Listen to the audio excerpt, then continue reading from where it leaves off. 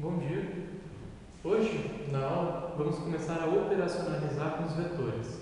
Mas antes disso, vamos começar a partir desses 3 pontos que vão fundamentar um pouco o que a gente vai fazer a seguir. Vamos começar com essa proposição aqui, que é dada no vetor U e um ponto P. Nós temos que existe e é único um ponto B, tal que o vetor U possui como representante PB.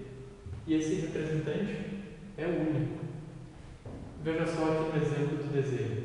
Eu tenho o vetor U e tenho o ponto P. Se eu acoplar o vetor U na ponta do P, o ponto B que aparece aqui, ele é único.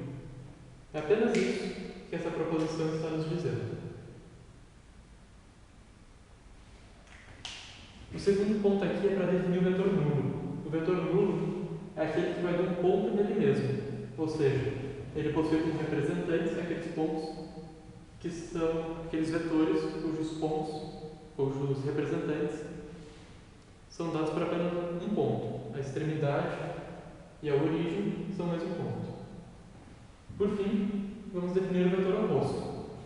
Dado o vetor U, que possui como representante o AB, temos o vetor menos U, que possui como representante o BA.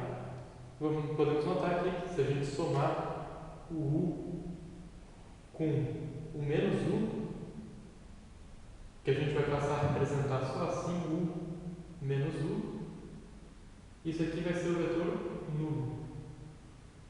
Que estamos indo de A para B e depois vamos de B para A. Ou seja, estamos indo de A para A, que cai na definição do vetor nulo.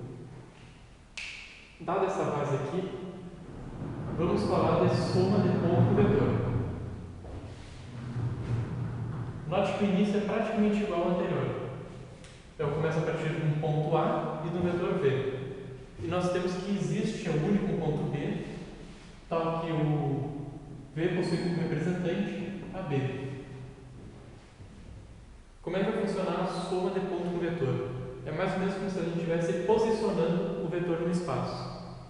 Dessa forma, eu tenho aqui o ponto A, eu tenho aqui o ponto B, e antes o vetor V, que era solto no espaço, que podia ter vários representantes, eu estou pegando esse representante específico dele.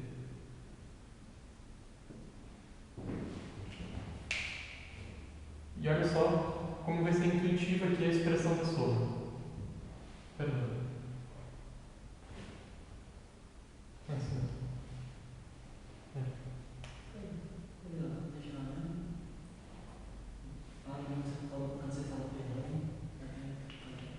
Vamos começar do caso também.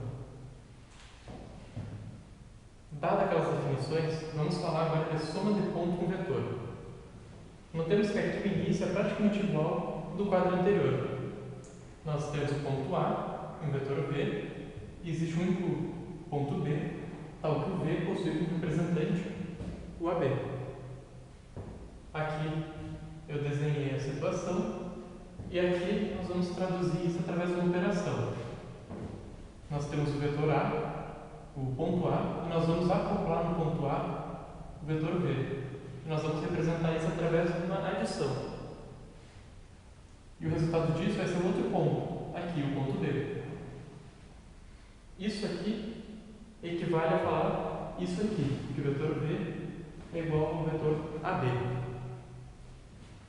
Essa forma aqui, se a gente subtrair o A dos dois lados, ela nos vai dar uma maneira muito tranquila de trabalhar com vetores. Sempre que a gente vê um vetor AB, a gente vai poder escrever B menos A e operar algebricamente da forma trivial.